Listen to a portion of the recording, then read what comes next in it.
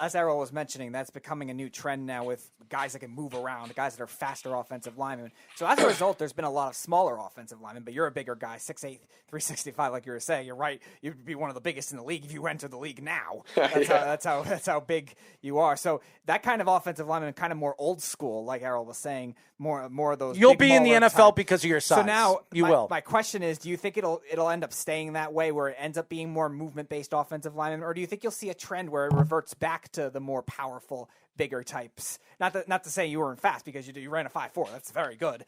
But do you think it'll very good? That's Speedy. Right. You couldn't run a 40 and you're like 100 pounds soaking wet. Yes, I'm not. Okay, you couldn't run a 40 in 7 or 8 seconds. Okay, I'm not a Division I athlete. Okay, that's fine. Oh yeah, that's pretty good. 5'4", that's great. I said very good. that's better than very good. That's great. So, as a result, do you I'm trying to help you, Mackey. I'm on your side.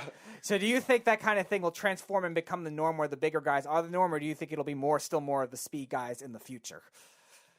I think it's going to be in the middle, because the players are becoming bigger and bigger, and we're able to move, but we're also strong and physical, so we can do a short run game and have a pass game and like a run game more than 5 or 10 yards, which gives us the ability to be both at one time and not have to look for a faster dude or a stronger dude to balance out the whole line. We are talking to University of Louisiana offensive line recruit Mackey Maillho. But by the way, and I will say this: you're 6'8", 365 pounds. You can run a 40 and 5.4. You're probably going to playing college football. You're going to even run it faster in a couple of years. You're building more muscle. You're probably eventually going to get it down to 5 or maybe even 4.9. I'd love to see the 4s. I think you could. I mean, with the athletic ability some of you guys have, and you're putting more muscle than you are of fat in your body, you're going to get stronger. You're going to get faster. That's a fact. So I do believe in. Because you're 6'8" and you're 365 pounds and you're brutally strong and you can run, you will be in the NFL. It doesn't matter. Size means everything in the NFL. If they could put a big body over there at the guard position or the tackle position, and all you got to do is push people away, you're going to get an opportunity to play in the NFL. So I do believe it does. Depending, and I don't care if you're a 3-star recruit, because we've seen a lot of 3-star recruits come into the NFL that become one of the best tackles, one of the best guards in the NFL. So as much as everybody says you're a 3-star, 4-star recruit, it don't matter. When you get into the NFL, you're ranked the same as the other guys once you're in the NFL. So you got to earn your stripes over there. And I've seen 5-star recruits become top number 1 draft picks in the top 10 and completely are busts. So that just tells you what they are. It's all about hard work and dedication. And that's, to me, the most important thing when it comes to the position of the offensive line. So when you look at all the offensive linemen over the years that have come out of the draft, does anybody stand out to you that you can compare yourself to? Zach Street from the Saints. He's 6'8". He was built just like me. Plays like a dog, strong, but he's able to move. Mm-hmm. Was he your primary influence growing up, like when it came to watching the position? And if so, did you ever think like those kinds of linemen would take over the game like they have? So I first originally started watching him just a year or two ago. But I've always thought that the bigger linemen were going to be in the NFL. And if you're big and you have the ability to move, then that's the best place, and you'll have the best chance in the NFL to make that little cha-ching and play in the NFL.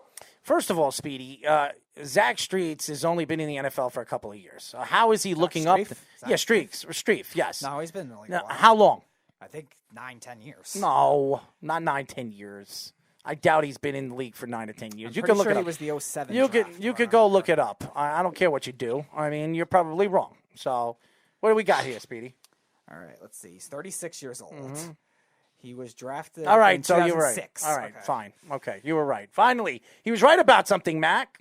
So, you see, to me, and by the way, I thought I'm going to call you the mailman. Okay, because first of all, that's a new one. I'm going to call you the mailman because I like your last name, Maillho, and he pronounced it as Maillho, so that's how I know you. So I'm going to call him Big Mac, or I'll call you the mailman. I like the mailman because, Karl Malone was the mailman. He's no longer playing professional sports, so why don't we have another one? If you need a nickname, tell your people over there, University of Louisiana, that we're going to call you the mailman. That's what people call you. I like it. Mackey, the mailman, Maillho. How's that? That sounds good. I like it. I mean, I'm serious. It's got a ring to it. And you want to know does. something? You can send him a couple of letters that you suck, right over here. I like that. I'll send it for him. You don't have to send it for him. I'll send it for him. As you guys know, we are talking to Louisiana offensive line recruit Mackey Maillho. Now, I don't know if our social media manager, Jillian, told you that we are a little outlandish and crazy. Yes, and our interviews are very unique because I want you to feel comfortable around us like you were talking to one of your buddies. I don't want you to think, well, they're going to ask the same boring questions over and over and over again. That's not how we are, and that's not how I am. I am a busy guy, and I love to talk. I love to talk to our recruits and all the different. We've talked to professional athletes, professional coaches, college top-end coaches. We've talked to everybody. And I think you recruits, the one thing I've learned about you guys is that you guys are still young. You're still kids, and you're still growing and understanding who you guys are as players, as human beings, and knowing that you're going to a school now. You're going to be away from your family, and you got to develop and figure things out yourselves. So who really stood out to you growing up that really pushed you to play football? Was it your mom? Was it your father, your aunt, your uncle, your grandmother, your grandfather? What really pushed you to stride to be a professional football player, a college football player, and get a scholarship to play for a top Division I team? If I honestly say I'd have to be myself. Really? I started football. Yes.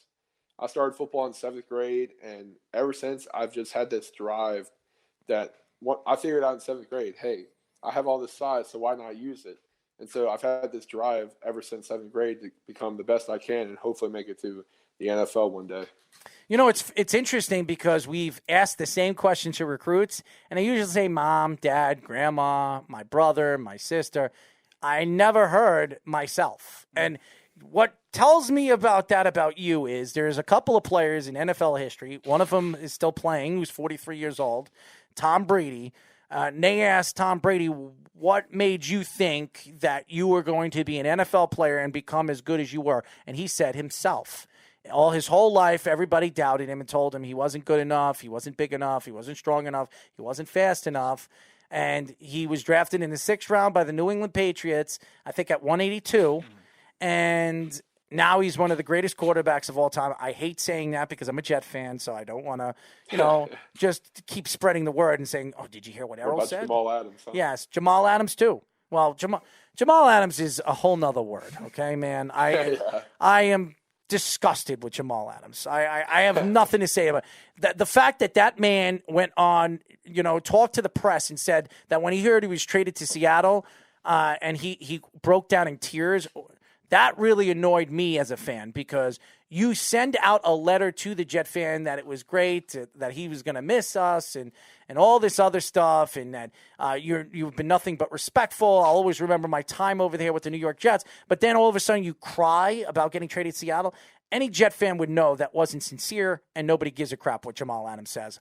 Don't let the door hit you on the way out, buddy. And hopefully the next time you show up to MetLife Stadium, we just run all over you and trounce all over you. Because to me, Jamal Adams is a hypocrite and a fake. And I don't like people that say that, you reach out to the fans and you say what you said. That's the problem with professional athletes, Mackey. Once they get into the NFL, they forget who they are. They do. A lot of them forget who they are. They don't remember where they're from. It's always something else. And I think that was what Jamal Adams. He never wanted to be a Jet. He never did. He always wanted to be a Cowboy. He wanted to be traded to the Cowboys. The Jets were not going to do that because the Cowboys were not going to give up what the Seattle Seahawks did. So there you go. That's why you brought up Jamal Adams. So it just got me all in this trend of hate. I'm sorry. But the trend of hate. The trend of hate. I'm just disgusted. Anyways, again, we are talking to University of Louisiana offensive line recruit Mackey Maillho. Now, Mackey, when you look at the game as a whole, at the college game and the speed of the game from high school to college football, and even the NFL is even faster, the spread offense, what type of offense were you playing in high school that you believe you can transition your game from high school to college football? Oh, we ran the spread at Mandeville, and I believe UL does. If they don't, I'm able to adapt to any offense that they run and form to that offense and learn how to play in that style. So, multiple part question here. Your favorite game you ever played in, the craziest game you ever played in, your favorite block you ever made, and also, did you ever do any packages where you were a tight end or a running back and you scored a touchdown or caught a pass or something like that? And if so, describe that. All right, so my favorite game would have to be either the Seidel versus Mandeville game where we beat them 28-25 in the last seconds of the game. And let's see, my favorite block. It has to be Alexandria, the home playoff game where I went against Jacoby and Guillory, the defensive tackle, the 5-star defensive tackle that came into LSU. He was a stud. And then the package deal. I've always wanted to be in a package. We had this one play that we practiced last summer. I forget what it was called. But I'd be out on the edge with the receivers, and I'd go up and block the cornerback and hopefully pin them down so that they can get around me and score as a distraction. But we never ran it. And I don't think there's no tight end because I don't have an eligible number or anything. But if I could run the ball, like the O-lineman run the ball this year, that'd be pretty cool. Well, the only package I run is the ones between my boxer briefs. So there you go. That's the only package I run today. So anyways, we are talking to the University of Louisiana offensive line recruit Mackey Maillho. Now, Mackey, before we let you go, we ask crazy questions to our recruits. And we want you to give us your own thoughts to it, and we want you to be free and clear to say whatever you want to say to them. Are you ready? Yep. All right. First question, boxers or briefs, and why? Boxers, the compression boxers. Compression boxers? I never heard of that before. Compression boxers. Why compression boxers? I don't know. I've worn them since like junior high, and they fit tight and feel great. I can work out in them. So they're like boxer briefs. They're boxer briefs. Yeah. They're boxer briefs. So you got boxer briefs. All right. So I would say that. A lot of athletes say they don't like the thing shaking around and moving around between their legs, or, so I understand. That's what I used to wear. I've always been with boxer briefs. I just don't like boxers. They just, I don't know. The feeling of just letting them hang to the floor. It just doesn't be free. Yeah, be free. That's true. That's a good word. Be free.